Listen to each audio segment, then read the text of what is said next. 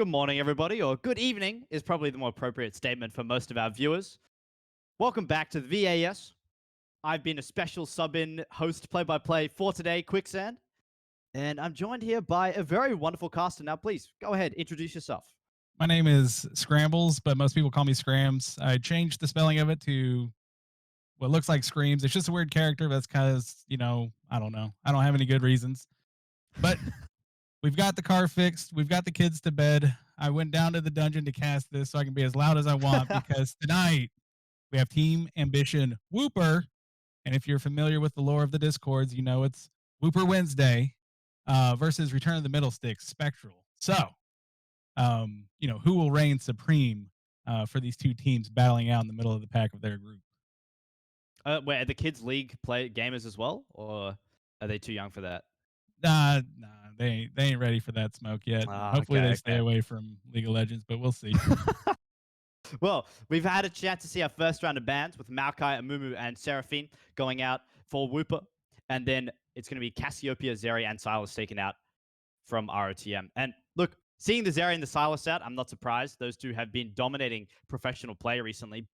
Then again, we are playing at a gold elo, which means, especially if, do they have coaches? I know back in Australia, we've been covering some gold elos with coaches. Are these guys rocking with them? Do you know? Yeah, some teams do. It depends on the org and the team and the situation.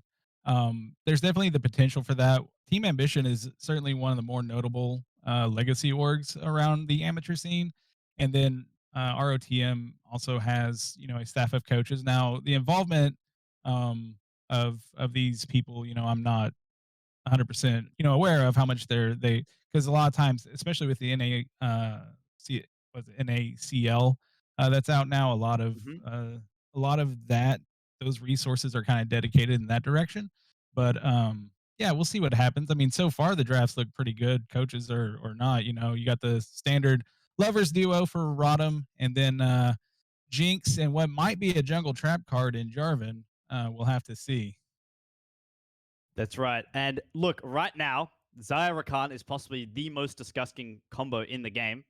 After Zeri Lulu or Zeri Yumi, those two I'd say contest right now for the best duo that I've seen rocking around in pro play or even in solo queue. Zaya with the new changes to some of the ADC items is oh my god. I hate queuing against her. I hate watching her play because she's so Yeah. strong. But what? Okay, Ooh. Milio Jinx is sleeper duo. I'm telling you right now. Yeah. Have you seen much of this, Grams? I've seen, yeah, there have been rumblings. The solo queues I don't put a lot of stock in because you have rando support 77 just first timing Melio in my rank Hmm. games. Yep. But yeah, I've seen more coordinated Melios with a hyperscaling ADC like Jinx. Um, Obviously Jinx loves Jarvan. Gets a nice little attack speed steroid from the flag. He's initiation. Melio loves kind of stifling engages like the Wukong and Rakan, and then following up with like Jarvan and enhancing Jinx, making her better. So looks like we had a little draft snafu. We missed one of the bands there. They typed into the lobby that it's Nico, so that's a Nico ban. Okay, Nico taken out, and Milio, like you mentioned, Scrams. Look, especially paired with Jinx, Milio has the ability to give a slight heal and then a range buff. I'm fairly sure it's with his E. I haven't watched the champ enough to be able to perfectly nail that down, but giving a range bump to Jinx with her rockets, who already has a massive range, and then we expect Jinx to probably bring lethal tempo, which when activated will increase her range even more. So imagine increased range rockets, increased range lethal tempo, increased range Milio. Oh my god! The game's pretty much unplayable unless you're Yeah, Zaya Rakan. So yeah. Hey, bro, I heard you like range with your range. So yeah, you want Jinx some will be range with eight that? screens away, right? And you could put a side of range on it even. Um, so yeah, Jinx will be 8 screens away autoing you, not unlike a Zeri bubble from nowhere, except it's rockets critting you in the face. But yeah, it'll be exciting to see. That I do know that there are some arguments against that type of situation because you're kind of over indexing. You don't really need that. You maybe like a Lucian would benefit more from it, because it buffs his passive autos. Plus, of course, giving him range is something he kind of needs in some situations. But I don't hate Jinx with any enchanter and I certainly don't hate Milio with any scaling ADC. So I think both of these drafts are really kind of stock standard, just very good. It's really going to come down as always to who has their monitors on, who has their fingers warmed up. You know what I mean? Who charge the batteries on their mouse, like how they what decisions they make in game. Because right now the champions they've selected certainly lend to hopefully some banger League of Legends. Yeah, look, this is both of these drafts we see heaps. I was watching the LPL qualifications just the other day. Sorry, the LPL finals, which are qualifying them for MSI, and this is basically the compositions we're seeing. So hopefully these guys are comfortable with their picks because again, in Gold Elo, they're clever enough and they've played enough of the game to be able to grasp the basic mechanics, how to get around, use their strategies and macro perfectly. But then again, they still are yet to reach the heights of what we see in professional Yo, play by a fair margin. But I mean, being in gold, playing these tournaments, it's a great way for them to start climbing their way up there, especially with this competitive experience. So, look, I'm really excited to see how this bot lane duo goes. I think that's what we're going to keep our eyes on. But we just had our mid lane and top lane picked with Syndra going on the uh, side of a Rotom, Oriana, and then it's a Scion on top. yeah. Please, Scrams, go take it away. Man, okay, we broke out the wheelchair, we put the Orn in the top lane. We had the perfect position to R5 Mordekaiser. I don't hate I don't hate Scion, it's fine. But putting big metal man into uh, big Orny boy is always kind of a favored matchup for him and something I think could have really helped Wooper. Again, Scion's perfectly fine, big engaged tank. If they coordinate that well, where Scion just barrels in first, and then you have the Jarvan jacuzziing on top of them. Of course, again, Oriana, we've got the Wombo there. Jinx firing rockets, Melio standing in back, peeling off Rakan and Wukong. I really feel both of these lineups have the ability to walk in um, to an objective late. But also, both teams kind of like being there early. I really feel just looking at the champions selected and the level that we're playing at, the high gold, low plat kind of area.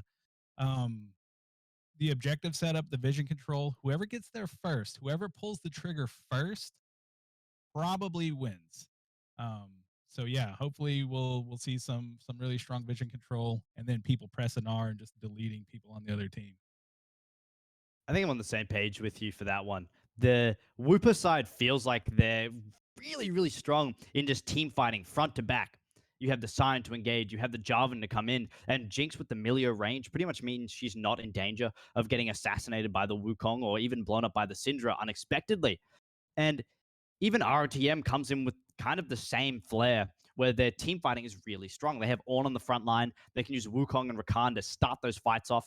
And if the fight gets slightly extended, the fact they have a Xayah and a Syndra means that a slightly longer fight may just benefit them. But I think the slight edge that Rotom has here over Wooper is the fact that, sorry, maybe I should call him Spectral. Spectral over Wooper is that they're kind of in a better position to get some nice brief picks compared to what Wooper has. They may have the Jarvan to try and lock people down, but that's about it. While they can use Rakan to engage, Wukong to engage, even a Syndra stun on a straggler, and that's a free pick.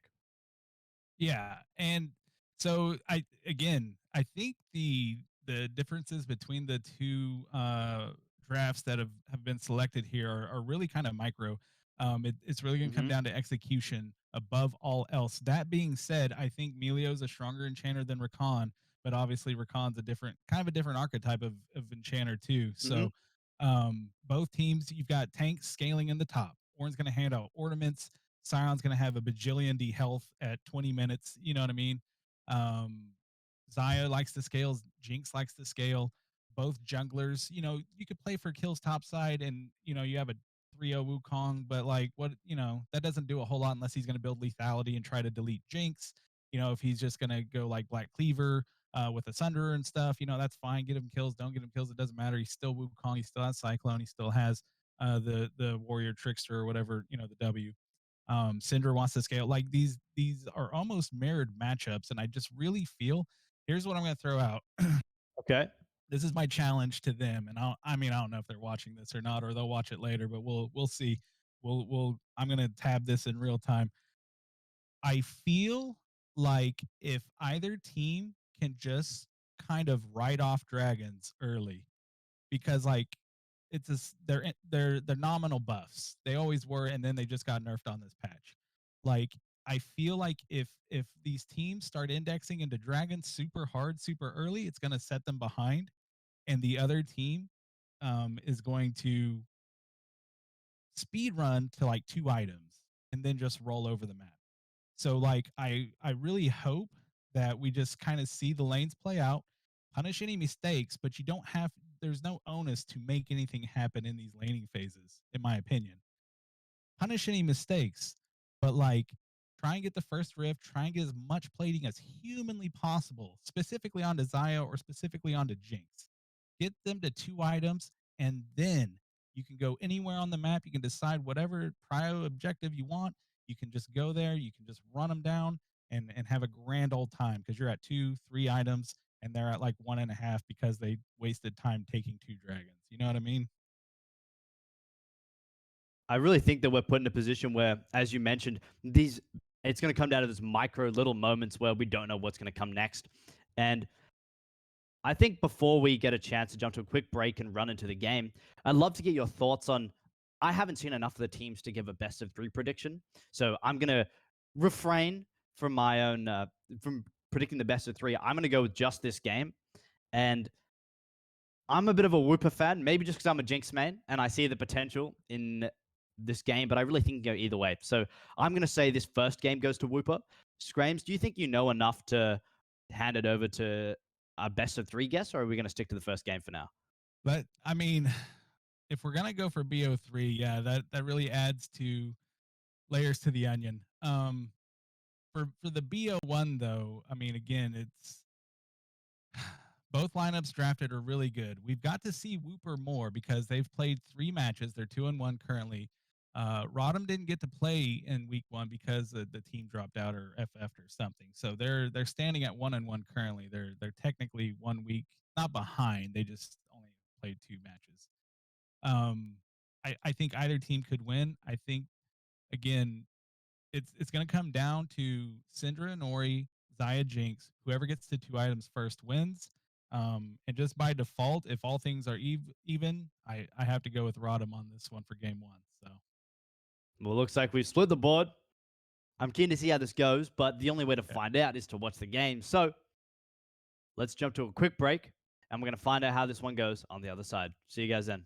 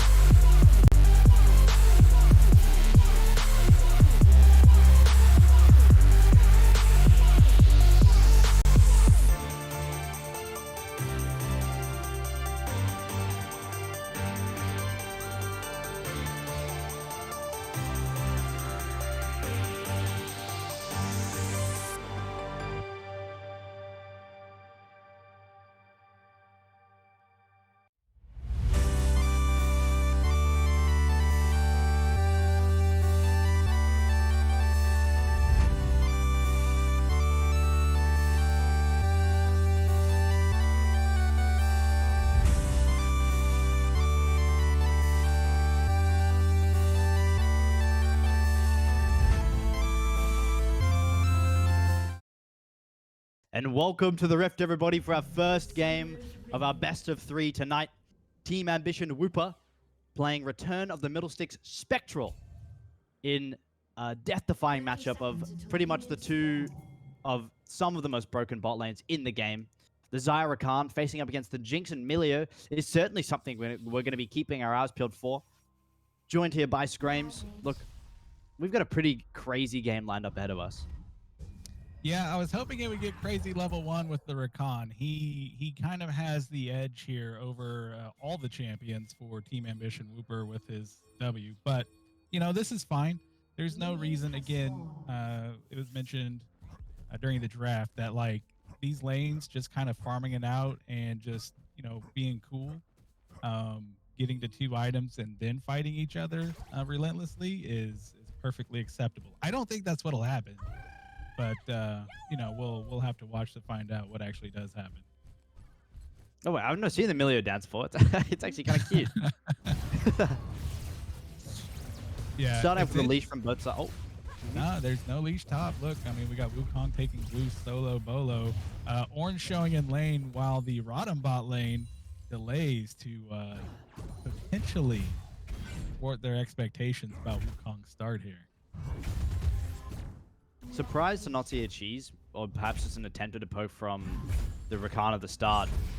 But I will not be surprised to see the camera face on the bot lane for most of the game here.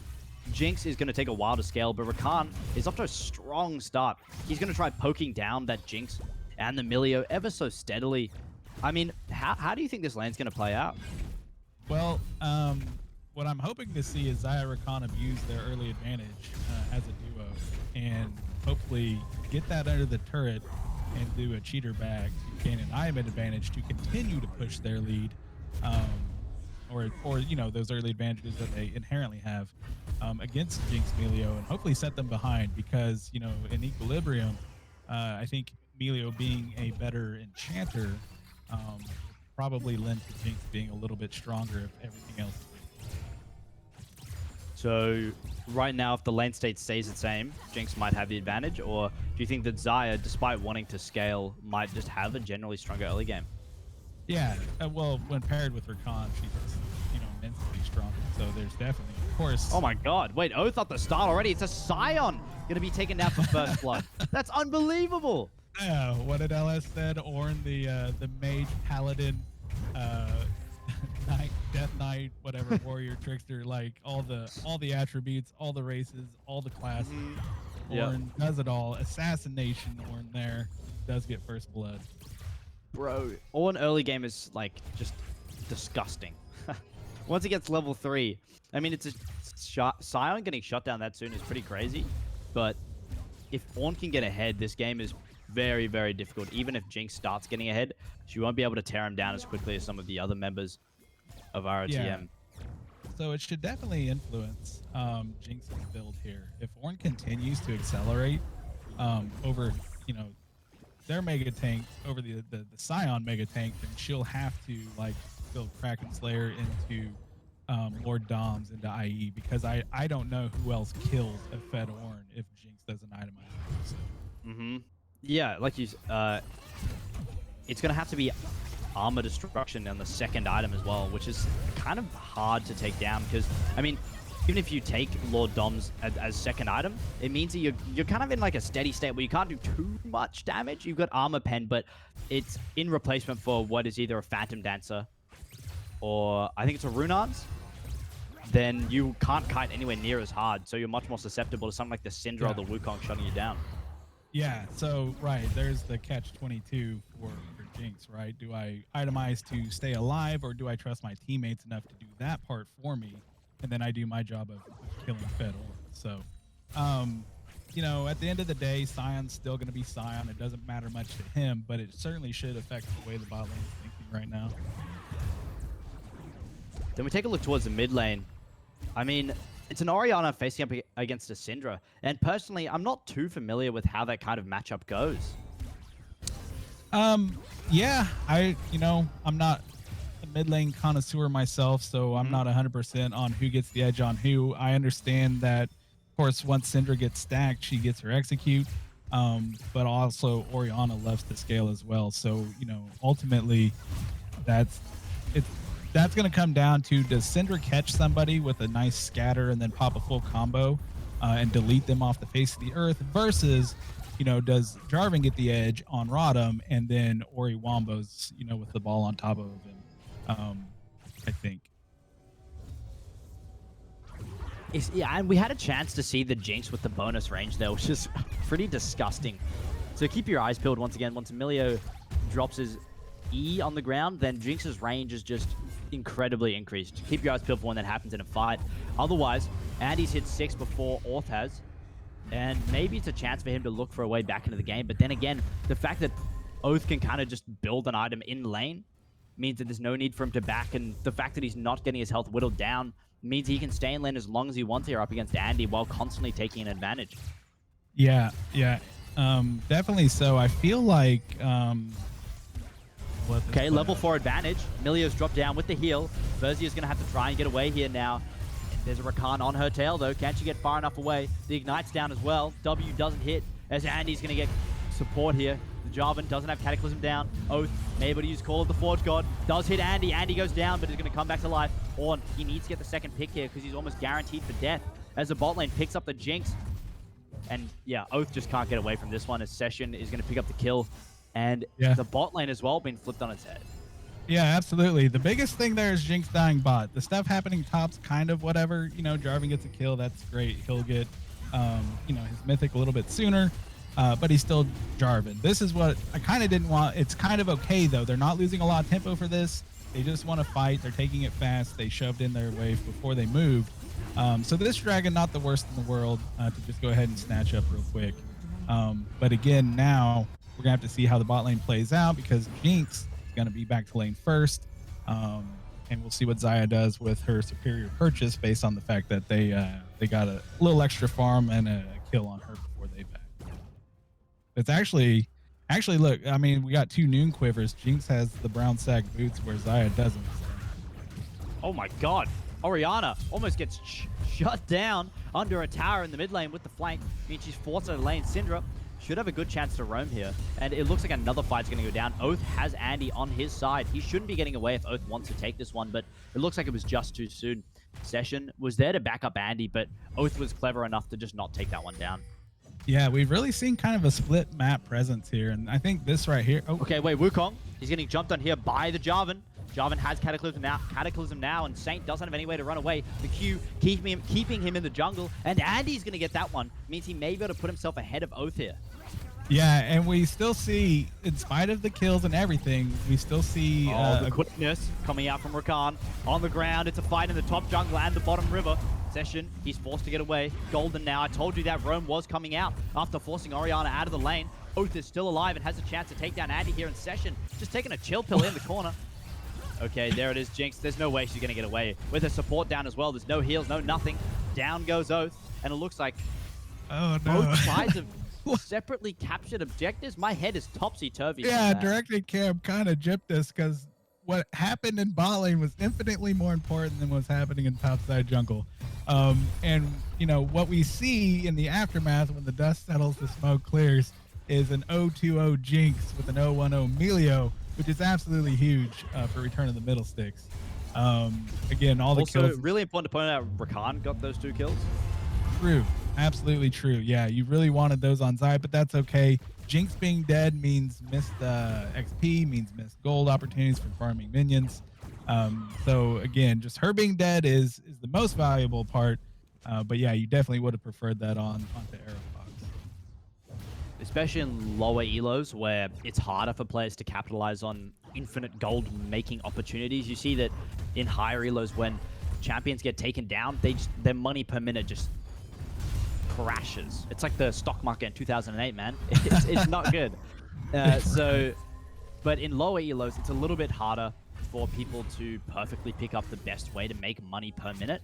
So despite Jinx dying, Xayah hasn't had a chance to take a gold lead on her at all.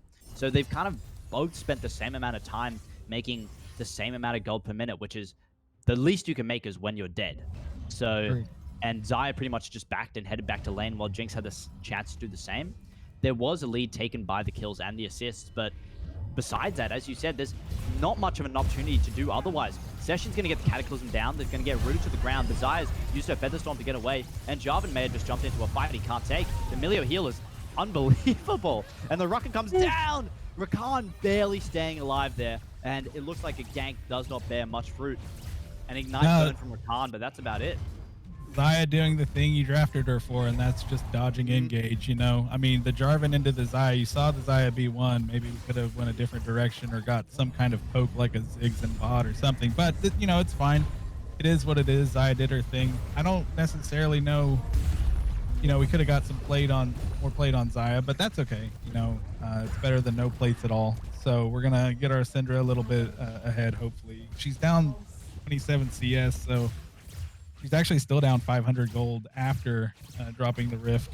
So hopefully that just helps her continue to scale into the game and itemize. And again, I mean, in my mind, these teams are speed running to 2 items.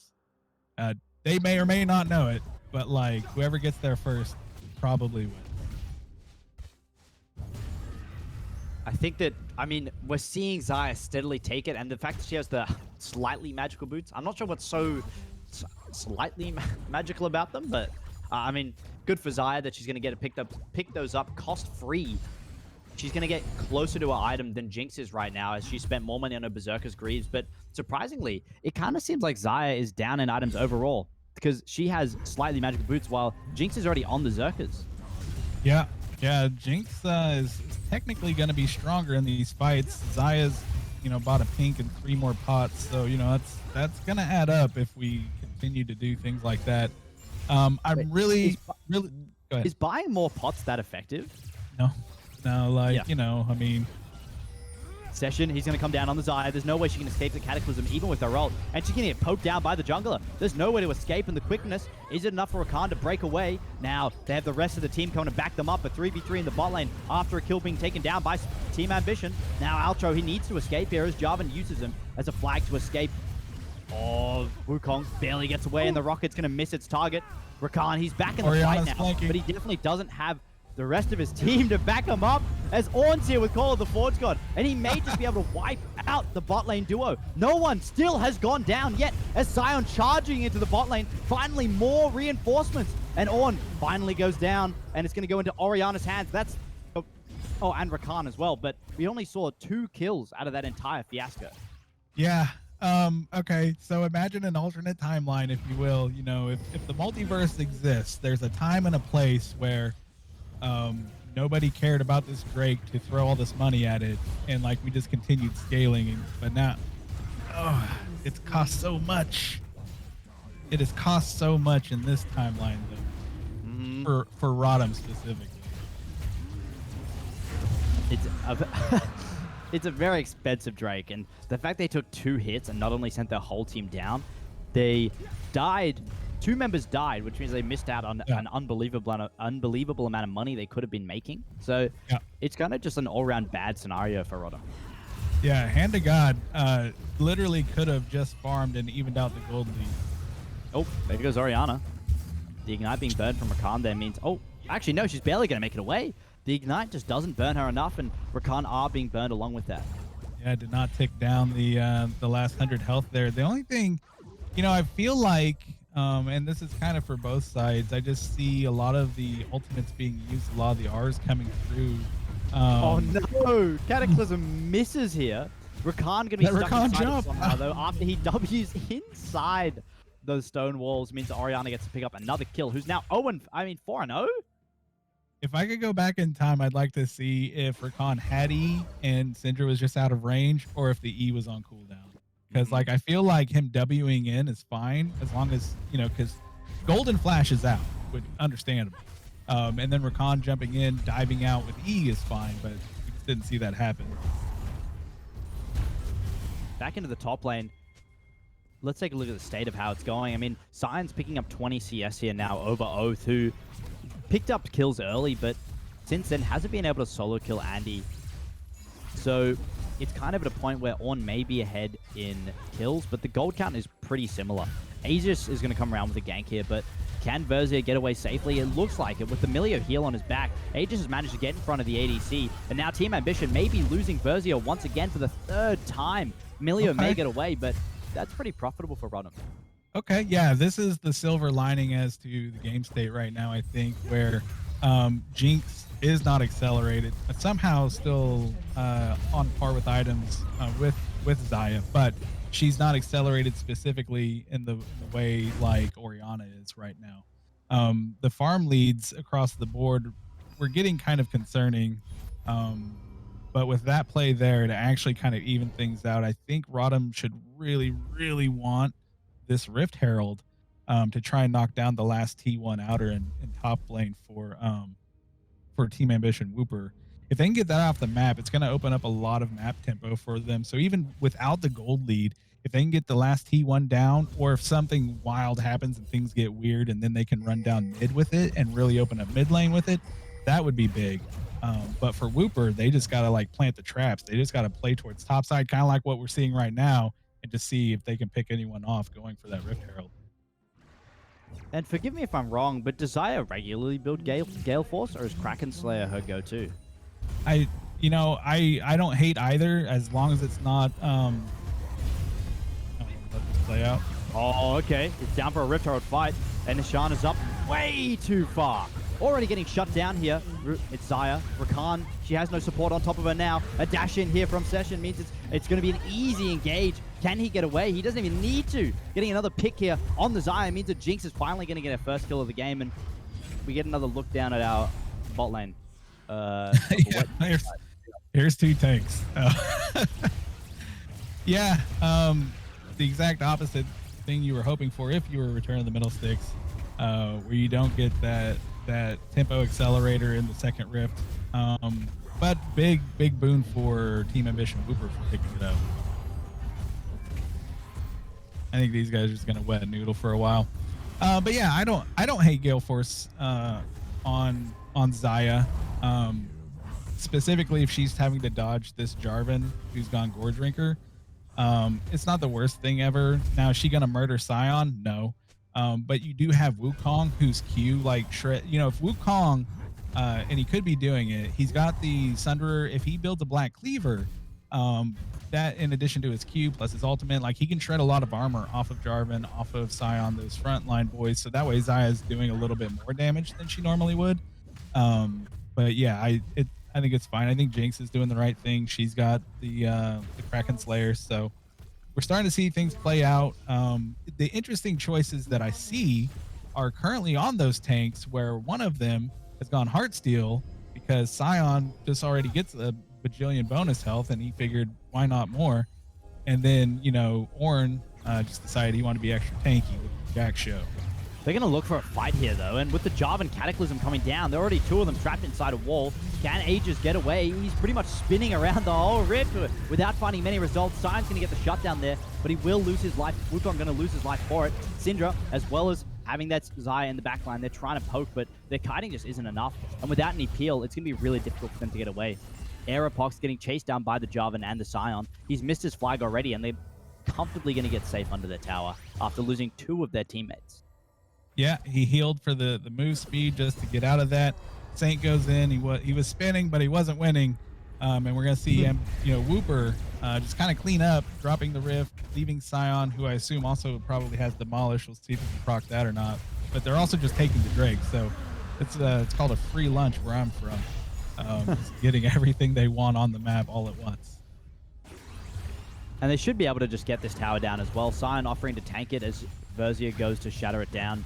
Senshin going to get picked out here by Aegis in the jungle. They should get a fairly good collapse here if Senshin doesn't do something insane or Aegis doesn't fumble the play. Yeah, there it is.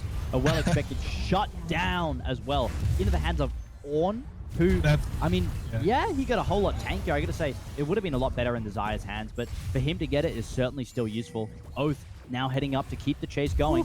Andy trying to make some distance, but Rakan is going to find a knock up here on Versier. No one there to follow it up. Yeah, Rakan flashed W in just to get there.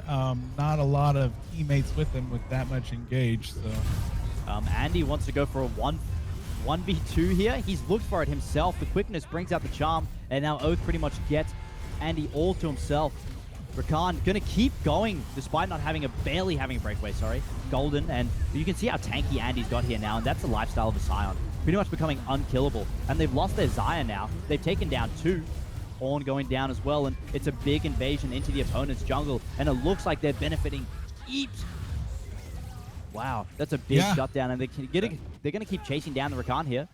Oh no, I mean, when your opponent invades your jungle and then it goes as badly as that, I don't know what you do. Yeah, well, you know, like, why are we there is kind of the question. Okay, Rakan's looked for an engage again. I know he has the quick escape, but I'm not sure why you would ever go back in there again. Right, these are just decisions that have been made. After we lost the fight and half our team's dead, we have no health and have not spent any gold that we've made recently. I'm gonna go again. You know, it is what it is, but it's actually kind of just crushing, because now, you know, Wooper has the Baron, and that's a win con. Like, you know, my hot take is that Dragon Soul and Dragon stacking isn't a win con. Baron is a win con. They could certainly end the game with this push, because magically, if we look, a lot of Team Ambition Wooper have 2 items in their inventory, plus a Baron buff. So it's quite possible we just see this game, if not ended, put into a state where it's going to be real tough for ROTM to come back. And if ROTM wants to do that, what do they need to whittle themselves back into this game? They've found themselves in an engagement right now. They may be able to get the shutdown, but it's a Scion they're facing up against. The rest of the team wants to find a way to break in, but Rakan doing a good job of zoning them away. Mate, Andy wasn't going down anytime soon there. No, I mean, that's not the droid you're looking for. So what does ROTM need to win? Well, they need all the Team Ambition Wooper players to be in Canada and get Rogers diffed, and their internet just disconnect. But outside of that, they need to do kind of what they just did, and that's look for picks, but not Scion. You know what I mean? You can still go for the vision control. You can still, like, you know, try to find the lost lamb who's just out in the wilderness by himself and just slaughter. But not Scion. But not Scion. Like, that's probably just not going to happen. And if it does, the rest of his team, he's going to tank you so long. The rest of his team's on the other side of the map taking your turrets. You know what I mean? So even if you get him, you're not getting any. The obsession. Look how much confidence he has now. Rakan going to go for the engage, and maybe they may have punished the Jarvan for going up too far. His team immediately at his heels to keep him alive. All right, this is my beef with what's happening now. If Wooper presses tab and they say, we have 2 items, they don't. We have Baron, they don't. We're trying to get real fancy with our assignments here. You know what I mean? Like, Wooper could literally put Scion in top, and then 4 people go bot and just say, come at me, bro. It's like a goal line offense. The defense knows what you're going to do. You just don't care. You're like, okay, great. Come stop it. We're in bot lane. We're going to take this turret. They step up. You just kill them. You have Jarvan, Orianna. You have Emilio. Like, you can just destroy them all at once. And then take the bot side, you know, the rest of the structures in bot lane. But instead, we're kind of bouncing around. You know, it's fine. It's kind of prolonging this game state. And honestly, that's what ROTM's looking for. ROTM just needs to stop hemorrhaging themselves and making their own decisions and let Wooper make mistakes instead. The breakdown makes heaps of sense too. Like, they still have Baron on their side, and even though it's ticking down, they still have... Oh, no, actually, it's gone.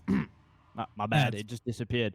The Drake coming up, so they're going to secure the 3rd one, and it should be pretty uncontested. With a 6,000 gold difference, you're right, they should be able to just A-ram it, or even, like you said, split up for 1-4. And they're pretty good. A-bot it. Yep. Yeah, don't go to a side lane. Don't go to mid. There's multiple flank angles for you to mess up and overstep and do something bad, and all of a sudden, horns getting sounded, Rakan's on top, and, you know, that's how you throw. But if you're in a side lane... Yeah, well... We're doing it without the Baron buff now. Okay, well, you know, they say better late than never, but I don't know. Maybe better never right now. Yeah, maybe we do it later with the next Baron. But here we are. So you're seeing Wooper hold out and play longer for another Baron and perhaps securing the Soul, which is coming up another 4 minutes. That is in ROTM's benefit, or maybe it's Wooper keeping a safe and stable lead. Yeah, Whooper's looking at two things. One, what objective's coming up next? When's it coming up? What side of the map do we need to be on? And two, what ultimates do we have? And the answer is we have all of them. So Hmm. while they have their ultimates up, and there's literally 2 minutes until the Baron, they can go just do whatever they want to whomever they want. They just got to find the person and do it. Just press all of your R buttons on them. They're deleted. Farm up, spend all that gold, go to Baron, and tell Rodham, hey, come get it. Oh no, but this is exactly what you meant. The lost little lamb has finally been picked Yeah. up by the wild monkey, as well as a ram. What is There he? is, yeah, Is there's he a, like a? He's a ram, yeah. yeah, I think so. I mean, he's some kind of ram god guy. So, Okay. I mean, Ram just doesn't what, sound very cool. The airy. nah. Nah, that's Yeah, okay. Well, if someone has a cooler word for ram, let me know. yeah, Otherwise, yes, the wild monkey and ram will pick up the lost little lamb. I'm lacking on my And ram vernacular, but Shirelli is down for Rakan. Importantly, saved his R. I think the biggest thing here is that Ornn and Wukong are lacking their ultimates currently. mhm. Again, whereas Wooper has everything but Oriana's. So, like, there's Then again, windows here. Oriana is 6-3. True. And without Oriana, they might just suffer in this fight. The teleport coming through, she's finally going to land on the battlefield, but in the enemy back lines, it's Sion, my apologies, is going to teleport back through, and I mean, he's got nothing to worry about. The Featherstorm comes out, she's going to get a chance to suck it in, but doesn't get a root on top of anybody. And look at that kiting here coming from Jinx. It is on top of an Ornn, so she can't find much. The rocket completely misses, and Wukong needs to make a break for it. The fight's turned around, and Wooper obviously had control from the start, despite being engaged on. And it looks like our lamb shepherds have gotten a little bit too excited and realized they can't take down the entire flock. Oath gonna have Golden at his feet to keep him alive. Ishan wants to get the pick on the ram, but Session's gonna come back them all up. It's a 2v2 now, and Oath finally goes down. Golden alive all by himself. Right. So the key difference there, again, is just the way Cooper got to play around the Jinx, and what Jinx was able to do in the team fight. Obviously, both the mega tanks, tanked forever. Sion's still alive. But Jinx was just infinitely more effective in what she was needing to do than Xayah didn't get to really play there. And this Rakan, I get that we're in a losing state of the game, but I feel like he's getting a bit too excited with his engages, and it's cost his team a couple of fights. I know they may have been calm to say, yes, let's go for this one, but we saw that re-engage earlier. I think it was around the Rift Herald or the first Baron, where he kind of just went in and died, and we saw it again there, where he got chunked down to half his health for pretty much no reason. Why are we chasing them? We could have. Oh my gosh. No. Yep, No, no, well, no. yep, they're GG. It kind of is. Go down, and Xayah's going to lose her partner, and both of them go down together. At least it's a poetic end for these guys as Aegis tries to get away to keep his team in the game, while Milio and Jinx are now in the mid lane pushing down their wave to be able to close the game out. Aegis gets smited. There's no way he's getting away here. He may be able to get the clone over the wall. Sessions fumbled it, and he used his flag too early while he's going to keep up the chase. It's Oath, and now hopefully getting Golden, who's backed a little bit too late. It's Oath trying to 1v4 right now, and Sion's Q along with the rest of the team is more than enough to put that Ornn down. Aegis somehow still running away. So The flag finally got him shut down. The second tower meeting its end, but now the Lovers duo back into the game. Can a Featherstorm perhaps change the entire dynamic? There could be a huge amount of shutdowns here, but the Nexus getting whittled down too quickly, and the first round of the best of three steadily being taken away here by Wooper. yeah, hats off to Whooper. They understood the assignment. There was a window there. Okay, again, if the multiverse exists, there's a time and a place where instead of running after Jinx and flashing and pressing W and E and trying to get to the Jinx to get kited and killed, middle sticks could have literally left base, ran straight to Baron while Wooper reset off of all that, and then just like that's the Hail Mary pass. You know what I mean? There was a window of time where they could have went to Baron, tried to just zerg it down, and hopefully Jarvan doesn't get there with Smite. If we don't run it down mid like that. But all in all, again, it was a good game. Both teams. At the end of the day, I just feel like Wooper did what they wanted to do before Rodham did what they wanted to do. Yeah, I mean, that's pretty much how it went. Wooper had the chance to kind of just free cruise their way to victory after getting ahead in a couple of bunch of team fights. Because even at the start of the game, it kind of felt even. And maybe I missed it, Scrams, but when was there a chance for them to spiral out of control? So, the biggest chance that Whooper had to spiral out of control was taking their Baron buff bot lane. They played fine. They understood the assignment, and got to that point. If they go bot lane with it, I think they just get a lot more than they did kind of a ramming and sitting in the jungle. For ROTM, again, they I it's weird to say for me. I would really kind of want to watch it back, but in this moment thinking about it, I feel like they just kind of played they tried to do too much. They didn't have to do anything. All they had to do was farm and scale. Whooper got the edge by getting a farm lead. Whooper got the edge by getting plates, Um, outside of the first dragon, which was fine, just farming, just scaling, just getting the two items and then pressing your R buttons and murdering people was kind of what both team comps wanted to do. And Whooper did it first. And look at that damage coming out from the Jinx. I mean, it's kind of what we expected, but Yeah. she finally got a chance to scale, and they just couldn't face up against that Zaya, who, despite getting an early kill, an early pick, working with the team, just wasn't enough to give them that momentum to swing towards victory. I really think that Rodham were very steady at the start of the game, and despite having some really unfortunate mistakes, I think both teams kind of have their downfalls. We saw Spectral. They're, I'd say, not only did their Rakan get a bit too excited, but they're quite a rash team in general. That last fight where they lost the game pretty much came down to the fact that they got too excited and they thought maybe they can take this fight, they can get a pick, and it ended up in their demise. And as you said, if they stayed calm, there may have been other avenues they could have found. But I feel like on the other side, Whooper kind of suffers from the exact opposite. You brought up a really good point about how they should have tried to push using the Baron buff, splitting a 1 in the top lane and 4 in the bottom lane, but they're not as aggressive. I think it's a much less of a dangerous hole to fall down. But I mean, how do you feel about that? Do you think the same thing? Maybe Whooper are too aggressive, or maybe they're just the right amount of too not aggressive, or are they just the right amount of passive? They were fine in my opinion. Now in higher elo or a better analyst or some other context, then yeah, you could definitely make arguments where they probably could have been more aggressive.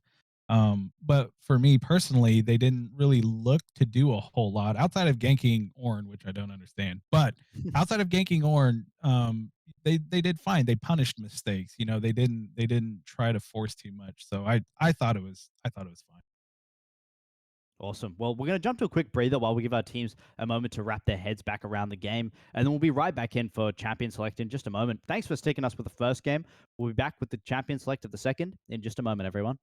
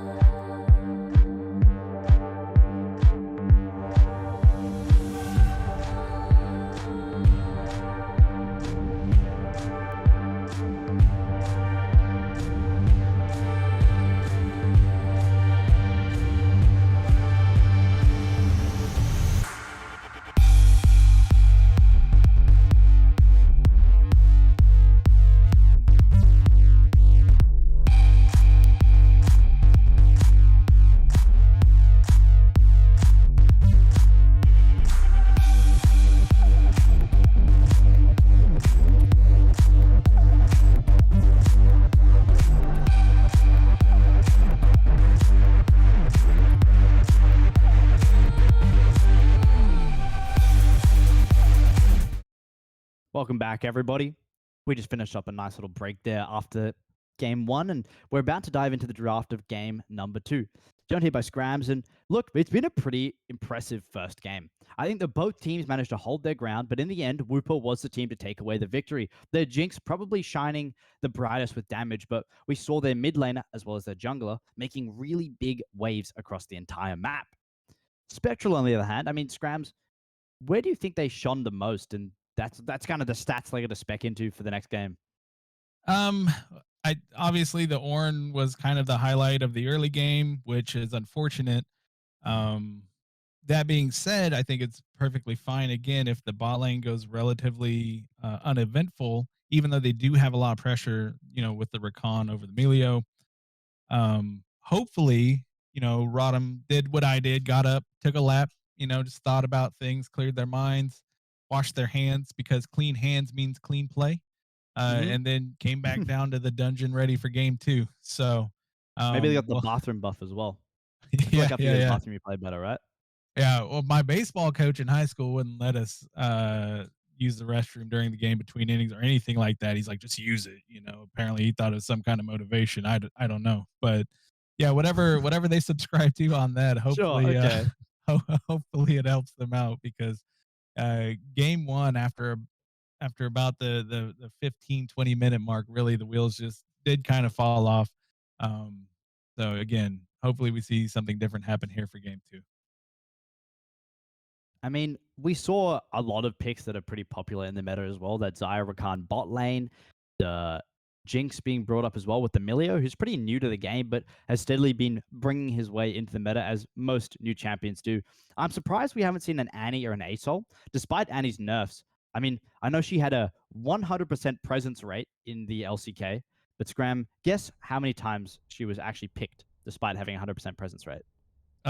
Probably zero, maybe one. Yeah, zero times. She Yeah, got banned 100% of the games, 33 times. Oh yeah. man. And we see Rodham selecting blue for game two. So like, if the bans go the same way, well, there's the Melio. That's the first variation. Hmm. But if the bans continue to go the same way, Annie's very good B1. She's a very flexible champion. She has multiple roles, and is very good at them. So like, there's not a reason why Rodham can't kind of prio that if they chose to do so. Yeah, Silly Silas being banned out as well. I mean, he's been super strong recently in the mid lane. Yeah. Has a chance to just take control. And most of the time, when not banned out, I see him getting some decent priority being picked. Maokai knocked out as well. A jungler I managed to watch last night in a league game I was casting. And a Maokai Silas matchup is also really interesting to watch because that's what we got locked in. Silas being able to steal Maokai's ult. And hold up, hold up. Oh. Someone get Annie on the phone. I told you he was about to get locked in. Yeah, Annie. Hopefully, we're not asking if you're okay at 20 minutes. Nope. We talked about a hover. We got Okay. baited, I guess my I'll hang out. dude. Damn. Uh, Jungle Bait Jarvan B1. That's fine. I think Zeri's a very good response into it. There's not a lot Jarvan does into Zeri. Um, Now, but the question there is, the ADC for Whooper piloting Zeri? Like how much experience do they have on it? How used are they to playing it? It's locked in, so I think it's a good response as long as it's piloted well. So we'll have to see how that plays out. And Zeri can get paired up with Lulu, Yumi, especially with Yumi's new Yeah. changes. I was discussing in another cast that I was doing is, I mean, Yumi's new changes have felt like they've kind of shafted her, but my co-caster brought up the fact that he felt like Yumi was broken in a different avenue. I don't know, Scrams. What are your thoughts on the new Yumi? Uh, yeah, she's still Yumi, man. Like the it's like just eating chocolate instead of vanilla ice cream. It's still a staple, it's still stock standard, it's still a Yumi. It's just a slight variation of it. Um okay, thank God. I was actually kind of concerned we were going to get that. I love Tark. Don't get me wrong. I love Tark, but I don't think we see enough out of Whooper's draft yet to justify the Tarek. Yeah, me neither. Look, Tarek is fun to watch in some games where he managed to keep the whole team immortal for a little bit, but you're going to need to see a bit more than that. A Jinx Blitzcrank matchup. Now, I actually got to play this the other day, and it's fairly good. If the Blitzcrank can hit hooks, especially in lower elo, when you kind of hit like this weird, uh, what's the word? This singularity of like you've gotten good enough to kind of learn how to dodge, but then the supports learned how to like predict the dodge. But obviously, the higher up we get in elo, the better it gets. Blitzcrank really, really dangerous at these lower elos. Leona getting locked in to go with Zeri is a really That's interesting pick. I've never seen that before. I haven't Like either, you besides know. solo queue. All right. Um, yeah, I don't know, man. Like, I feel like we're not doing our Zeri a service here by locking in the Leona. She's more than capable of taking care of herself into the champions we see in front of us, and she loves enchanters. That being said, I mean, execution, player skill and expression, decision making on the Rift will always trump everything. So Mm-hmm. we're gonna have to see how it plays out just on paper. I believe LS would call that not a what does he call it? Not a fumble, or he does call it a fumble actually. So Fumble. yeah, it's a little bit of a maybe a fumble there, unless maybe Altro's just pocket pick Leona God, that we're not aware of. Mm-hmm. Especially when you're not in professional play. I mean, it really does come down to your proficiency in a champion. You have to have a little bit of team amalgamation, but you could put a challenger in a gold lobby, play any champion, and they'd probably do the best they could in this game in 1v9. Then again, Leona, Zeri, maybe pocket picks we haven't seen. I'll take a look at their. I might take the moment to actually take a look at the OPGGs for just a moment while you distract the audience. Sure, absolutely, because Yone got locked in. That's also interesting. Um, so yeah, I mean, unironically, now Whooper's just going in and Tarek would have been really good. Uh, but the Lissandra response is good for the mid lane. That should be a safe mid lane. It should be a lane if Yone's even going mid. We don't even yeah. I mean, Poppy could go jungle, Yone could go top, and avoid the Lissandra altogether. They could pick something completely different for Ishan. We're gonna have to wait and see what R5 gets locked in as. But as we're looking into to lock in the all right, we're just gonna go man drop on people. Um, I can say, I mean, there's a world where this Lissandra Pantheon gets swapped up, just kind of depending on matchup. Maybe not even by the people piloting them so much as Golden may walk top and Oath walk mid. Um, or they could just swap. So that's actually kind of interesting from ROTM to see how that comes out, because Pantheon infinitely more effective if he can soak XP in lane till 6, get the man drop, and if he's in the mid lane, he can drop Mm-hmm. on any side lane he wants. As we do see Vigar, which will indicate the Yone top, um, unless we see Tank Vigar top. Okay, where you're missing out on two angles. Okay, Okay. Blitzcrank top, Pantheon support. Okay, Oh. okay, or Wait. No. Vigar ADC, Zeri top, Yone mid.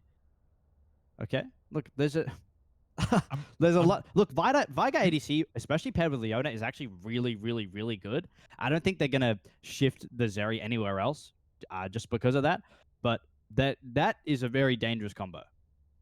I I feel like we could harken back to preseason even, and this could be Blitzcrank Jungle. This could be Blitz Oh, Jungle.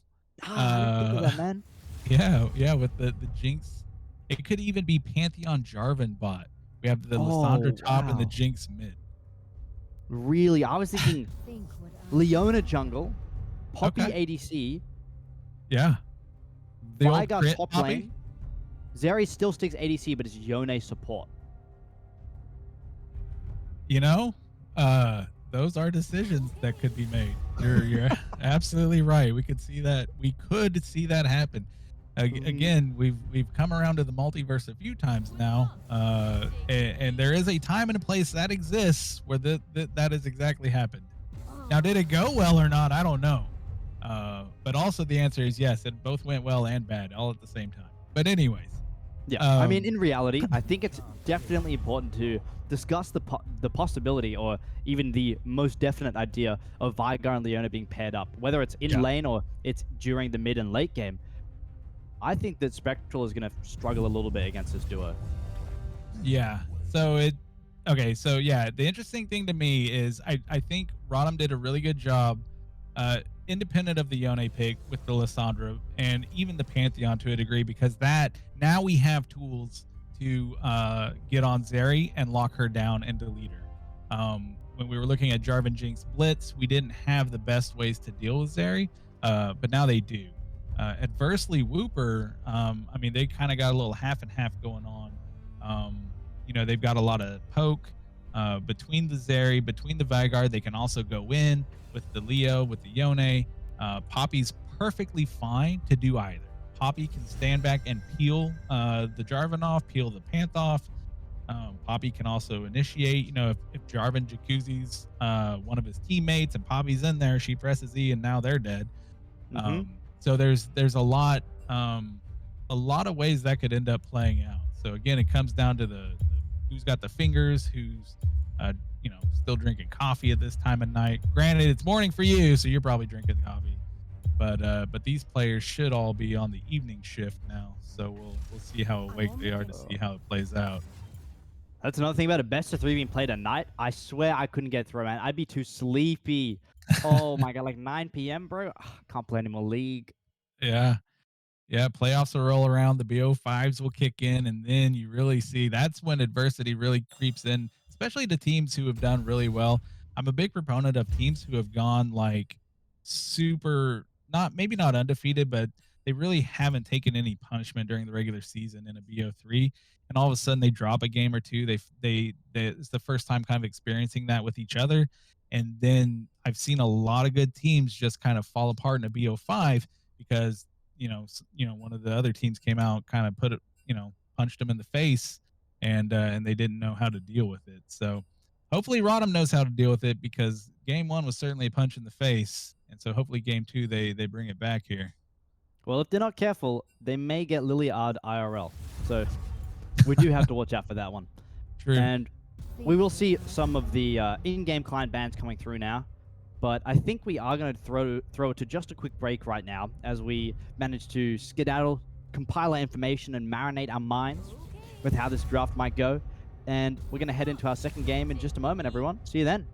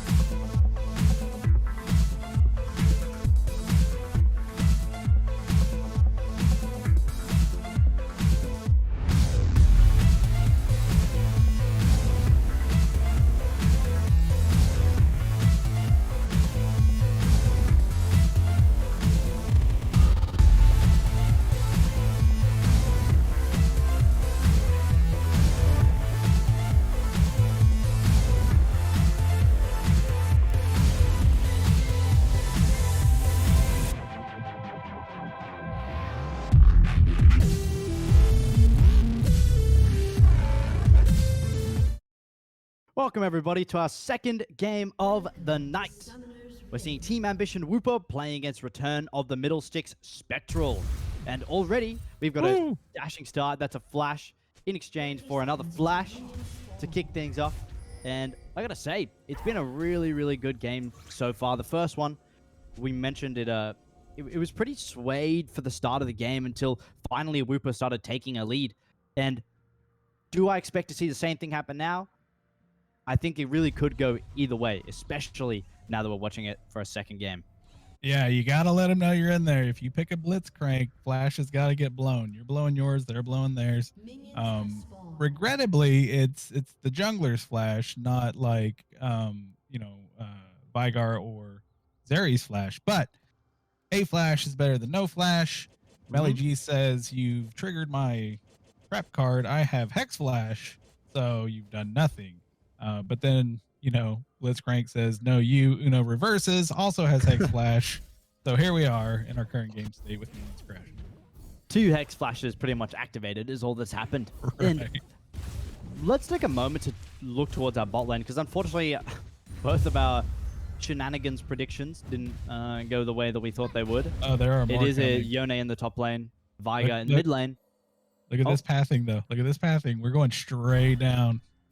Oh, here we go. Already, Aegis wants to come in for a gank, and I was about to ask you to discuss the state of bot lane, but looks like we won't need to. The Hex Flash comes out, and Outro is already put behind, has the flash, and both of them burnt right off a gank for pretty much free.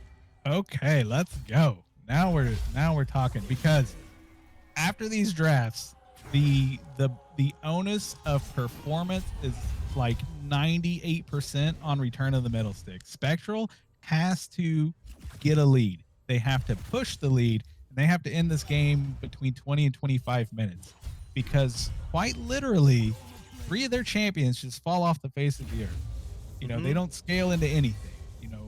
Blitz, is a hook monster. He's a pick guy. Like, what's he gonna do in a 40-minute team fight? Not a ton.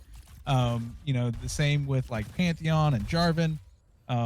But all the scaling's on the side of Team Ambition. So the burden of performance is on Return of the Middle Sticks right now.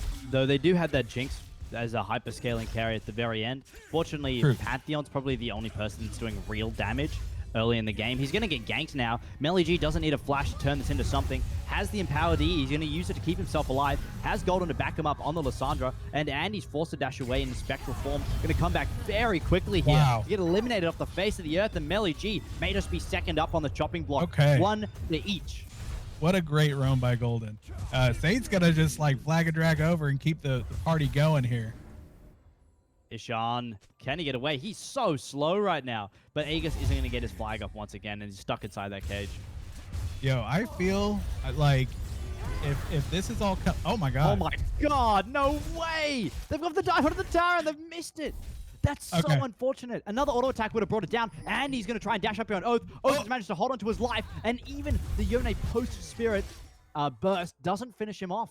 Wow. And bot lane now. Another scuffle as Slade Share is going to come up here on Verzia.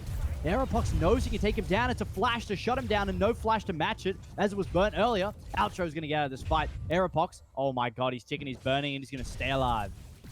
Yo, adversely to game number 1, game number 2, ROTM understands the assignment. They definitely know. Yep. Oh, okay. And he's going to pick one up on Oath. I'm really surprised Oath didn't back there. Yeah. Despite being on such low health, but it has its consequences.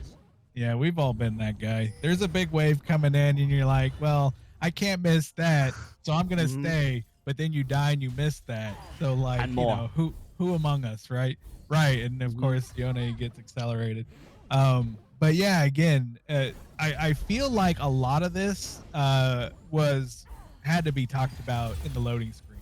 Like, hats off to Spectral so far, because, again, they're just like, oh, okay, well, we see what these team comps are. We see what these win cons are.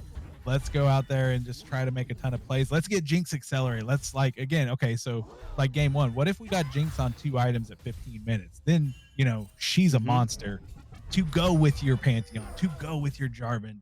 Lyssandra's just going to lock people down. Oh, Shade Slayer's coming as well, and it pretty much spells the end here for the Vigar. Yeah, look, there's not much more to say. Whoops. I love it. I love it. They understand. They understand. So the question now is, can they continue this? Can they put the foot down on the gas? Can they accelerate this game and start taking turrets? We got to get rid of the Spectral has to raise these turrets, has to get more map pressure, because the last thing that they want is to get pushed in and have their turrets taken, and now you're trying to play a pink comp off the back foot instead of being, you just want to be ahead on the map. So so far so good, really impressive. And you also brought up the fact that we may see ROTM fall off the face of the earth in the middle of the game. Besides Jinx, who has the ability to scale, 3 of the champions kind of just aren't that useful, especially Pantheon, who really falls off hard.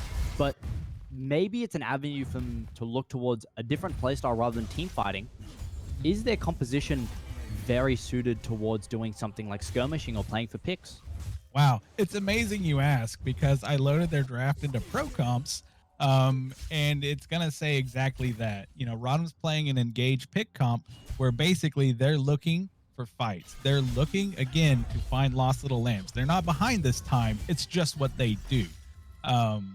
Adversely, Team Ambition Wooper has more of, again, they just scale through the roof. Like if you're Wooper right now.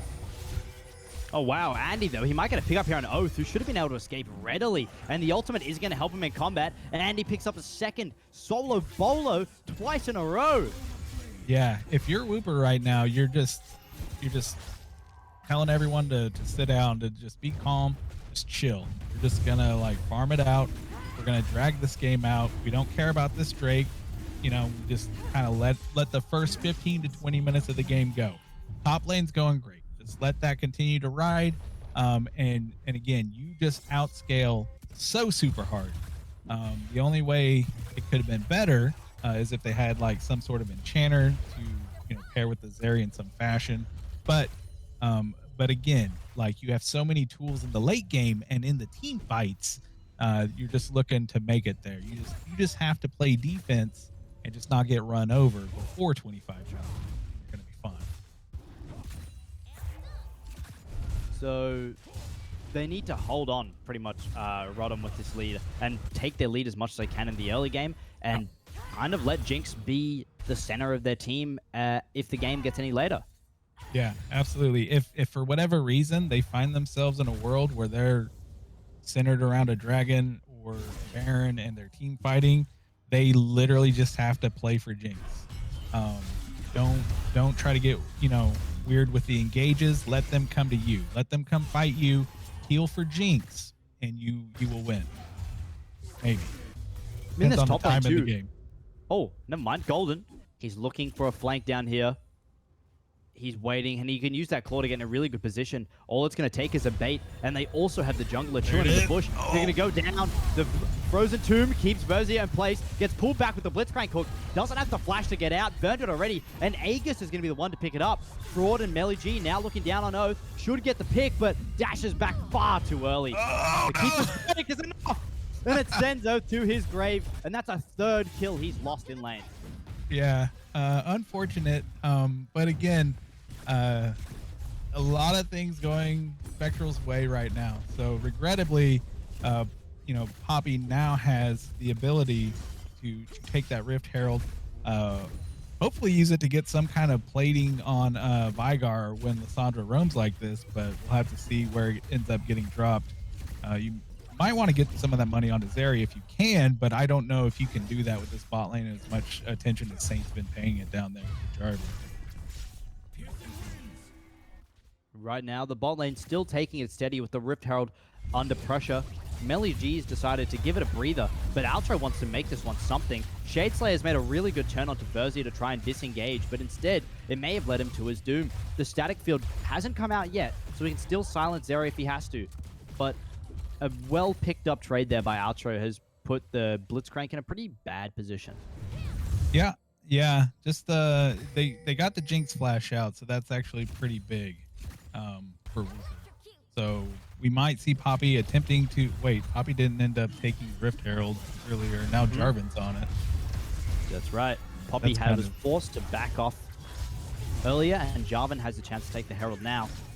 And that's Andy is huge. forcing Oath away, keeping the prio, and another kill as Oath is making it really hard for his team to hold on to a lead now, dying almost as many times as giving them room to, and now it's equalized. I want to say dying as many times to match up the kill score, but now after that death from Blitzcrank, going straight into the hands of, unfortunately for the side of Whooper, Leona, they still get that kill. They get to deny CS as Aeropox steadily just trying to stay under tower, but with a Leona at the beck and call, they may be able to go for a dive here.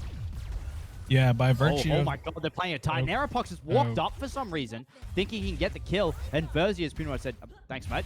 Yeah. Well, yeah, we Winner, chicken dinner. yeah. So the oyster was Rodham's world, and now we might see that kind of swing on its head. The saving grace here. Oh, Oh no. And Verzi's got to jump over the wall. You got to stick the back there. Oh no. And it looks like Alto's being caught out. No room to get away, but perhaps the sustain is enough. Pantheon Super Mega Death Rocker misses, and Altro is just a bit too tanky. They can't keep up. If he stays with the wave, the Blitzhook might not be able to hit, but the spear comes down from Oath, who picks it up, and now maybe he'll be able to face Yone in lane? Question mark? You know, that's an angle. Another angle is it just kind of reset his gold value for Yone.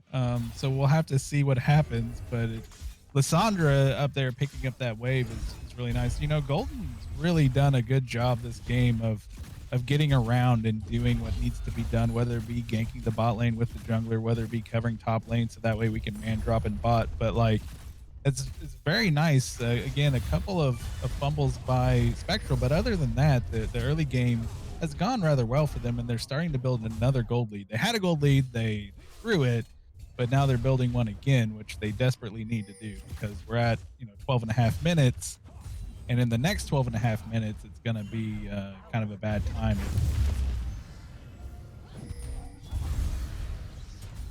Shade Slayer's come through with the flash, forcing a flash as well here from Ishnan. Means that, sorry, Ishan, which puts him in a decent spot for the Dragon now. Whooper doesn't have their Viger holding a flash. The pressure's still being held right now as they're hiding in a bush just waiting for the opportunity. Oh, no. Rift Herald dropped. Aegis is walking to his death. As a hook comes down, he's going to get stunned, but catches his flag first. As Melly, the Cataclysm comes down, and they finally found their victims. More of a cage for them than the opponents. And that's a double looking for a triple here. Two in the hands of Viger. Yeah, we're not in here with you. You're in here with us. Yeah, there was a lot to unpack from that in a VOD review in regards to like where we're dropping the Rift and why and when. Like, we have Jinx with a super chunked bot lane turret. Literally could have got more gold on her, who is our only late game saving grace. Where adversely, we just kind of drop it mid. We get gold on a Jarvan, which is gold on Jarvan, and then we all die. So again, Whooper doing a great job, just taking the beating early, and then even punching back now earlier than they should be. So like, they're in a really good spot. Shade Slayer looking to 1v1 the Viger here. He is low on mana, and the cage might be all he can bring out. But if this Blitzcrank can stick strong on the Viger, he's going to get the pick. Melly G was there to back it up, and that E just wasn't enough from Blitzcrank. Aegis facing up against a 1v1 in his top jungle is enough for him to get away, and fortunately for Whooper, Ishan does as well. The Rocket going to shut him down. Well placed by Aeropox and no room to dodge as Andy wants to get another one here on Oath, and Oath has realized he's got no way out, but Andy's having more of a challenge. The Fate Seal comes through, the stun as well from Oath as he goes into a spirit form, and it's way closer than we expected. The heal comes through and the Ignite just wasn't enough to shut down the Yone. Yeah, it was actually very close. One wonders if an exhaust would have helped out in regards to the amount of damage Yone putting out. Adversely, Ignite's super fine because he's going to do some healing as well. He rushed a Bloodthirster, in fact. So first hurt dropping in mid lane for ROTM is big. If they can like parlay that into the bot lane turret as well, and then everyone just focus on top, their 15-minute death ball of doom with these champions should be well equipped to do so. And I feel like that's what they have to do. The clock's ticking. Like, Cooper's comp is just going to come online at 2 items and roll them over when and wherever they want soon. And it feels like Yone bringing Bloodthirst as his first item along with Berserkers. I mean, was there the appropriate choice to make? Well, right now, if they're going for this first hit turret, Outro's going to jump in on the fight. They have Ishan looking to desperately join in as the Frost Cage comes out, and they're all stuck inside the Cataclysm. It looks like Aegis once again has sealed himself into his doom. Versier can't catch up here, though. Ishan got the speed boost. He's chasing them down, gets the Everfrost down, Golden locked and shocked as Ishan picks up another kill. Yeah, you got what you came for. You tried to get out, you died. That's gonna happen, unfortunately, sometimes. So back to my point as well about the Bloodthirster. I mean, is that the appropriate thing for Addy to pick up? It may have brought him through with enough healing to win that fight just then against Oath, who started scaling a little bit with the Gold Drinker and the Steel Capped boots, but could have building something else like the Shield Bow earlier have been more handy? I don't know. I hold see on, a lot Addy's of going for the turret here. Yeah. Yeah, I see a lot of ADCs doing this with Bloodthirster. The only one I really kind of understand it on, and again, this might be some kind of high elo outside of my ability to comprehend thing, is Misfortune, because you can rush a Bloodthirster on Misfortune. Her W, the strut, does not fall off until the Bloodthirster shield is gone. You can literally even just kind of skip boots depending on how the game is going. Right. So like you rush Bloodthirster on MF. I always knew about that, but like Oh, fate sealed. And Oath, can he defy his destiny? He's got the shield up as Andy tried to match here with the spirit. He comes out and forces him back to his body. Oh, he does get the pick though. He's absolutely crushed Oath, and the gate can't even come through. The Super Mega Death Rocket has missed, and they decided to opt towards taking the Herald now. Andy won't be able to participate in this one, but there's 3 of them heading towards it now. Yeah, is a small Yasuo cosplay happening? Oh, bye. Yeah, bye. Oh no.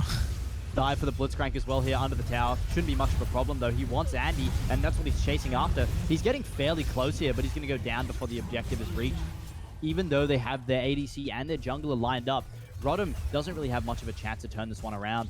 Jinx doesn't have enough kills yet, still on her first item. Going to look towards taking down Melly G, but Aegis, again, he keeps seemingly placing himself in the wrong area of scenarios, and it's really hurting him. Pantheon's gone just past the cage, super useful, and Oath, if he has his W on hand, the Ignite comes down. Ishan should be going down here. The shield blocks the burst from the sky, and the shutdown from the Viger goes straight into the hands of a Pantheon. But in the meantime, Pantheon's dash means that the Rift Herald has had its chance to run down, and they do get a charge off on the inhibitor tower. Yes, right. So at some point in the last like 7, maybe 10-ish minutes, Spectral and Wooper just swapped sides, and Wooper started doing all the stuff Spectral wanted to do. Oh my god. I feel like I'm watching the LPL, man. They're actually like, fighting each other non-stop right now. Yeah. Oh, somebody's on chickens. Let's contest. Oh, you can't let him take Raptors, man. No. Right. Yeah. Like those Krugs are too valuable. Yeah, and Middle Sticks literally kind of doesn't want this. They may or may not know the saving grace being that like Vigar hasn't spent money yet. Oh no, it's Sean. Okay. He's lost the dragon there for we his go. team. Yeah, potentially. I mean, Giga Fed Yone still in this fight. Yep. Andy's going to be the one to turn this one around. His spirit comes out and he manages to get 1 pick for it. The rest of his team pushing forward, and Verzi is dealing a fair amount of damage. But once Andy gets a chance to return to the fight, Leona's Solar Flare doesn't find anybody to stun. And Blitzcrank, all isolated, means they handed away now 2 picks into the hands of Rotten, in the hands of Woopers, which means they have the chance to turn it around despite losing out on their Vigar. Wow. Yeah, so the thing that Wooper wanted to do, they started doing very early in regards to like the time frame in which they should have been allowed to do these things. Saint's gonna Sudoku for a smite. Oh, bye. Yeah, bye. I think that's kind of the the word of the game is just bye, right? Because like there's been so much fighting, there's been so many things from both sides, where there's nothing to say but bye. So yeah, I mean at this point, it's a 6K gold lead for Wooper. They have the scaling comp in their back pocket.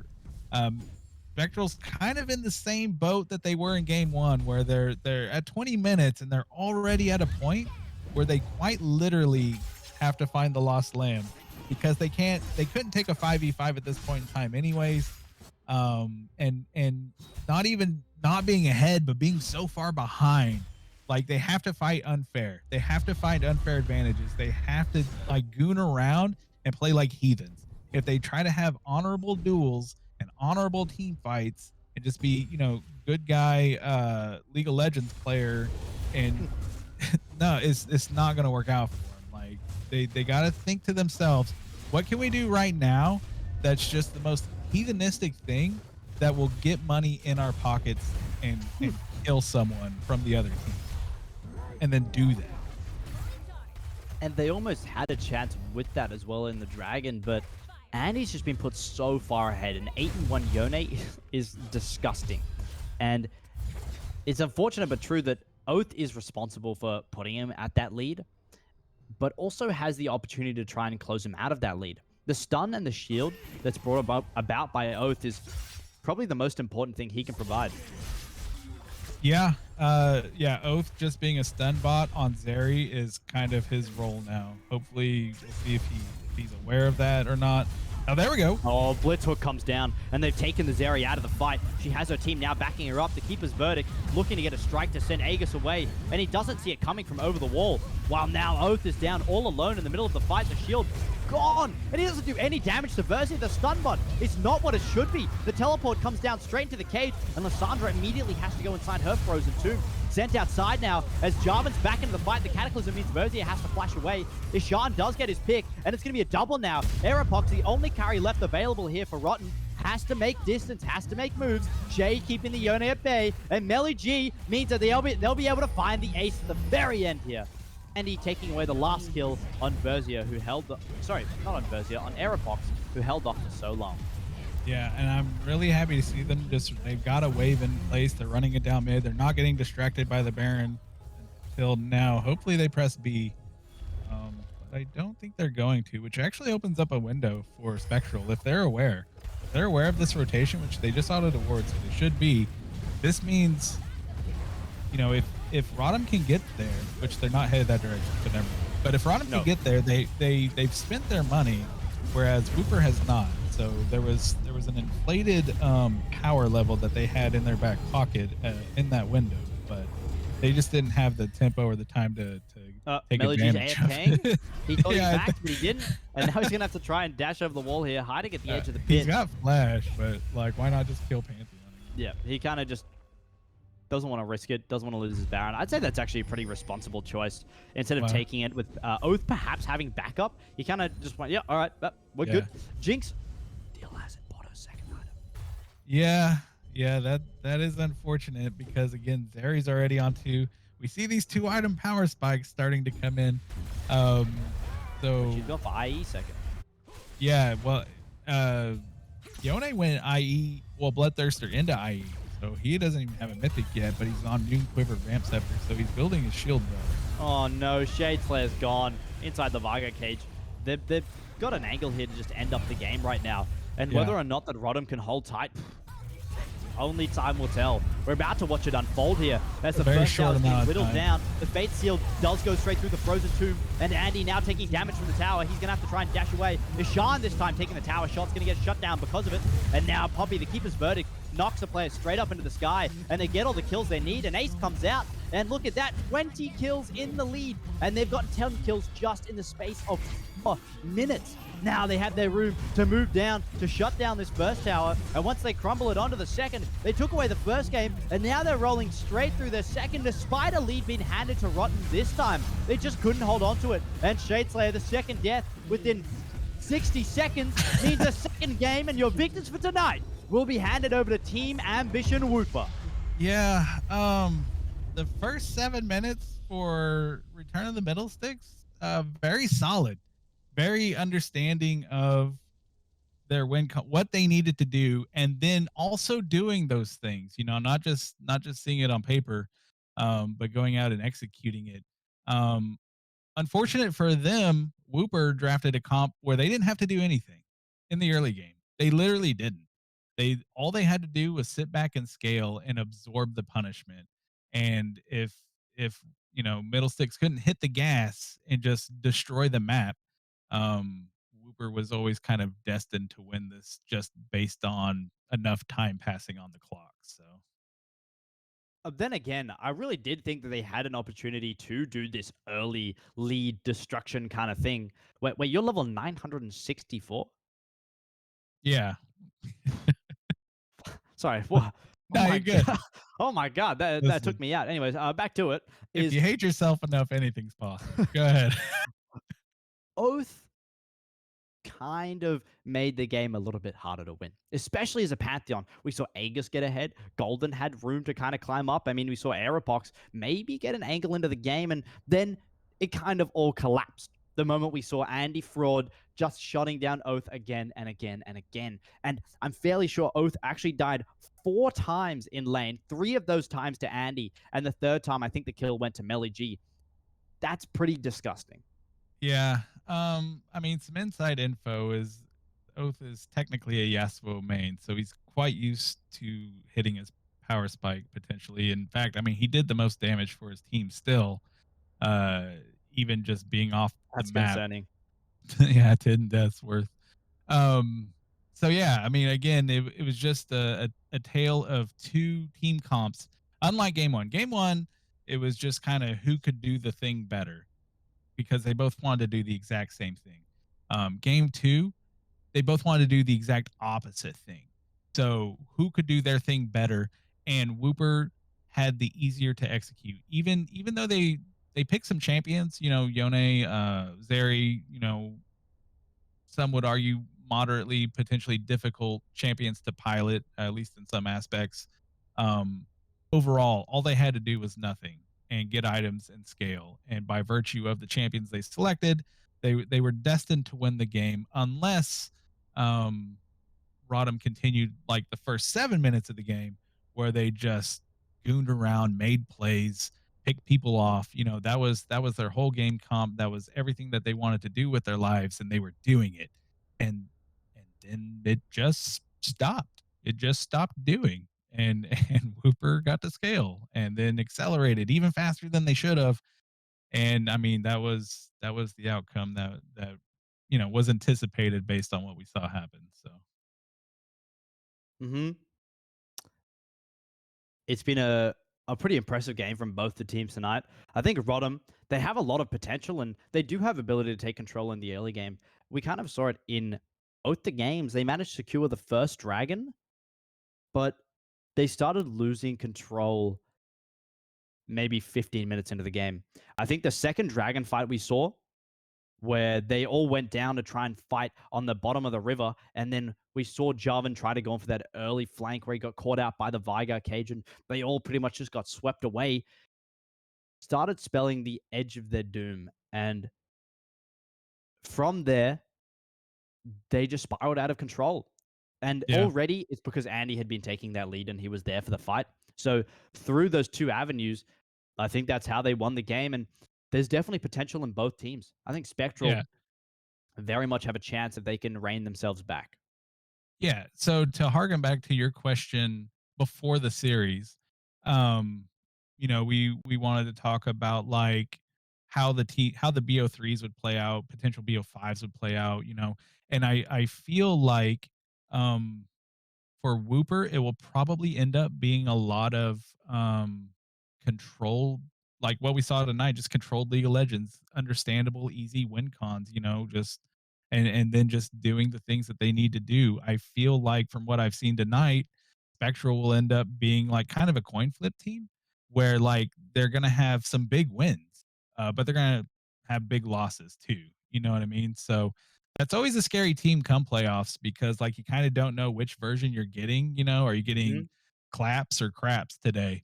Um so like quite literally I projecting out based off just what we've seen tonight, I see Whooper just being a strong team, a strong contender moving into playoffs as the weeks pass. And I see Rodham being that wild card team who could end up just hitting their stride at the right time and just really making some noise and doing damage either in playoffs or at least going into playoffs, being that spoiler, Black Horse team. If for whatever reason they don't have the record for it, just kind of shaking things up in the seeding, maybe knocking out some or knocking down some top teams. So they'll always be a fun team to watch because like it seems it seems that like these games are gonna be volatile. Um, so if nothing else, at least it'll be exciting. I think that's a great way to put it and a great way to end it. Scrabs, is there anything else you want to say before we finish things up? Just be good to each other. It ain't that serious. There's a lot of weird stuff in the world. Um, Hmm. we're all just human beings. Just treat people nice. Well, I've, I think that's a great way to put it. Thank you, Scrams, for hanging Yeah, out with me today. And I absolutely. also want to give a big shout out as well to Artful Dodger for broadcasting today and Victor for putting on this wonderful show. Both the teams for playing and everyone here for watching. I've been Quicksand. We've had Scrams join me today. It's been a best of three here in the VAS. We've seen Team Ambition Whooper playing up against Return of the Middle Stick Spectral. And it's been a wonderful night. As Scram said, please be good to people. And besides that, follow us on all our socials, Quicksand, Scrams, all of that. Thanks for coming, everyone, and have a wonderful night. I'll see you later, everyone. Bye. Bye.